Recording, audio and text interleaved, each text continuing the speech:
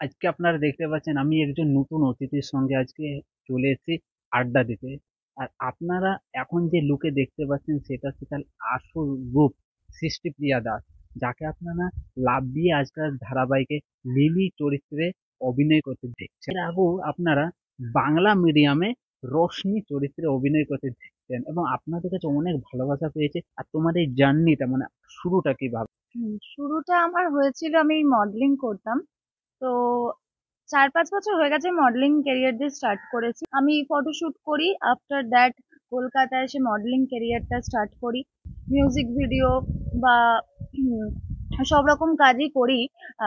সিরিয়ালে জুনিয়র আর্টিস্টের কাজ করেছিলাম দুটো। তারপরে কন্ট্যাক্ট হতে হতে আমি আপনি কি বলেন ফার্স্টে করি, স্টারের একটা প্রজেক্ট।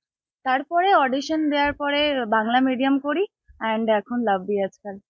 এই যে দুটো সিরিয়াল করার পরে দর্শকদের কাছ থেকে যে ভালোবাসাটা পাচ্ছ বা পেয়েছো বা পেয়ে যাচ্ছ, কেমন লাগছে? এটাই চেয়েছিলাম যে মানুষ আমাকে সাপোর্ট করুক, ভালোবাসুক। তো এখন সেটা পাচ্ছি, আমার তো ভীষণ ভালোই লাগছে। আমার মা বাবা খুব খুশি, আমি নিজেও খুব খুশি। অভিনয় জগতে আসতে তোমার ফ্যামিলি থেকে কতটা সাহায্য পেয়েছো? ভীষণ, মানে আমার ফ্যামিলি ভীষণ সাপোর্টিভ। বাবা মাই চেয়েছিল অ্যাকচুয়ালি আমি এই ইন্ডাস্ট্রিতে আসি, আমি মডেলিং করি, আমি অ্যাক্ট্রেস হই। আমার ইচ্ছা, প্রথমে ইচ্ছা ছিল আমি কেবিন ক্রিউ হব। বাট তারপরে বাবা মায়ের কথা শোনার পর আমারও মনে হলো কি যে না, গ্ল্যামার ইন্ডাস্ট্রিতে আমিও যেতে পারি, আমিও শুট করতে পারি।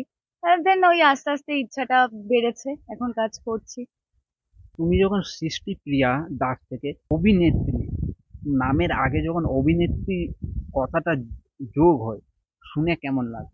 খুব ভালো লেগেছে, কারণ প্রত্যেকটা আর্টিস্টই চায় তার এই অভিনেত্রী ট্যাগটা লাগুক, বা তার ক্যারেক্টার নেমে তাকে চিনুক, তার নামে তাকে চিনুক, সেটা সবাই পছন্দ করে। তো আমি তো শুনে ভীষণ খুশি হয়েছি, মানে দেখে এখনো হ্যাপি হই যখন আমার হোর্ডিং আমি দেখতে পাই রাস্তায়, বা কেউ আমাকে বলে "এই দেখ তোর হোর্ডিং দেখলাম, আমাকে পোস্টারটা পাঠালো"। তো খুব হ্যাপি হই আমি। বাড়ির সবাই খুশি, আমিও খুশি। তা টিনাদি আর নীলদা দুজন কি রকম? নীলদা তো ভীষণ ভালো, তৃণাদিও খুব ভালো। মানে আমি দুজনকে কিভাবে ডিফারেন্স দেবো যে এটা এরকম। দুজনাই খুব মজা ফান করে থাকে। ফ্লোরে খুব মজা করে, গান করে, রিল বানাতে থাকি আমরা। তো ভীষণ মজা, দুজনে খুব ভালো, অ্যাকচুয়ালি খুব ফ্রেন্ডলি, ফ্র্যাঙ্ক, ভীষণ ভালো। খাওয়া দাওয়ার টিফিন টাইমটা তোমাদের আড্ডাটা কি রকম? আমরা তো ত্রিনাদি তো চায়, কি যেন ওটা, আহ কোথাকার চা যেন আমরা খাই, জাস্ট ভুলে যাচ্ছি। টি জাংশন থেকে আমাদের প্রায় চা খাওয়াতো। তো আমরা চা খাই, বিস্কিট খাই, সৌমির সাথে আমি আড্ডা মারি। তো মজার মধ্যেই থাকে, মানে ক্যারেক্ট ওখান থেকে বেরিয়ে, ফ্লোর থেকে বেরিয়ে আমরা সবাই মজা করেই থাকি। তারপরে বাংলা মিডিয়ামে আমি, পূর্বাশাদি, আরো যারা ছিল, আমরা মেকআপ রুমে এই 12 ভাজা, নালে ফুচকা, নালে এটা ওটা সেটা, কিছু না কিছু অর্ডার করে আমরা খেতেই থাকি। আপনারা কিছুটা ভিডিও দেখলেন ছাদে, কারণ এখন আমরা এসেছি ঘরের মধ্যে। তো ছাদে কি সন্ধ্যেবেলা করছিলাম তো হালকা অন্ধকার চলে এসেছে, তো আমরা ঘরের মধ্যে চলে এসেছি। আর অবশ্য তোমরা রুমটা দেখতেই পাচ্ছ কত সুন্দর সাজিয়েছে। সৃষ্টি, বলো তুমি আজ পর্যন্ত কটা প্রপোজাল পেয়েছো? অনেকগুলো, অনেকগুলো প্রপোজাল পেয়েছি। এবার দেখো, অত হাইলাইট করে তো কিছু হয়নি যে হাইলাইট করে আমাকে এই রোজ নিয়ে এত কিছু ডেকোরেশন করে বা এত কিছু করে প্রপোজাল দিচ্ছে, ওরকম না। বাট সামনে থেকে কলে, ইনস্টাগ্রামে, ফেসবুকে প্রপোজাল আসতে থেকে এখন আছে, এত কাউন্ট করি না আমি। প্রচুর প্রচুর প্রপোজাল পেয়েছি। তুমি নিজে রান্না তৈরি করেছো? মানে তোমার বন্ধু বা তোমার মা বাবা খেয়ে বলেছে যে হ্যাঁ খুব সুন্দর হয়েছে? আমি সব রান্না মোটামুটি করতে পারি। বাঙাল ঘরের মেয়ে, রান্না তো ভালো পারবোই। তো হচ্ছে, নিজেই রান্না করি। আর মা বাবা বা দিদিকে ছোট থেকে আমি মিক্স চাউমিন করে খাইয়েছিলাম। বন্ধুদেরকে আমি চিকেন করে খাইয়েছি, অনেকেই আমার হাতে চিকেন খেতে খুব ভালোবাসে।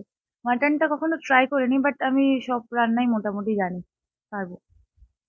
আহ, আর যদি রান্নাটা আমি ভালোই করি, মানে যেটা পারি না সেটা আমি ধরিও না, আর যেটা পারি আমি খুব টেস্টি বানাই। তোমার স্কুল লাইফে এরকম কিছু মেমোরি আছে যেটা শেয়ার করার মতো? আমি ছোট থেকেই খুব শান্ত ছিলাম। শেয়ার করা, হ্যাঁ, আমার এক টিউশন টিচার ছিল, তাকে আমি খুব মারধর করেছিলাম, এটাই মনে আছে আমার। হ্যাঁ, আমি খুব একটা কারোর সাথে কথা বলতাম না, আমি ছোট থেকেই খুব চুপচাপ, এখনো চুপচাপ। আমাকে কেউ মানে যদি বলতো ভালো আছিস, আমি এরকম ঘাড় নেড়ে উত্তর দিতাম, আমি কথা বলতাম না। অনেকে ভাবতো যে আমি কথা বলতেই পারি না। ছোটবেলায় আমি যদি কোনো চকলেট খেতাম, তো সেই দোকানে গিয়ে আমি সেই চকলেটের কৌটোর ওপর মানে কয়েনটা নিয়ে এরকম ঠুকতাম, তার মানে ওই কৌটোর চকলেটটা আমি খাবো, ওই বক্সের চকলেটটা। মুখ দিয়ে বলতে পারতাম না, এরকম ছিলাম। আর মারধর করেছিলাম মানে একটা টিউশন টিচারকে, আমি পড়তে বসবো না, আমাকে জোর করে পড়াবে, আমি বলছি পড়বো না।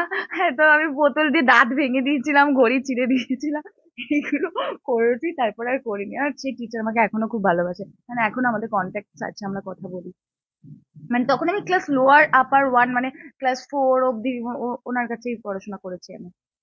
তুমি ঘুম থেকে উঠে প্রথমে কোন জিনিসটা খোঁজো? ফোনটাই খুঁজি। তুমি এই যে তোমার সময়টা দিলে আমাকে, তার জন্য ধন্যবাদ। আরো এগিয়ে যাও আগে এবং ভালো ভালো কাজ করো, বড় পর্দাতে যেন তোমাকে দেখি খুব তাড়াতাড়ি, সেটাই ভগবানের কাছে প্রে করবো। বল। না না, ওটা বলবো না, ওটা সারপ্রাইজ। ওটা তুমি আমার পরের ইন্টারভিউতে নিও। তো টাটা বাই বাই, তোমরা সবাই থাকো। থাকো, ভালো থাকো, হ্যাপি থাকো। Tata, bye. Love you all.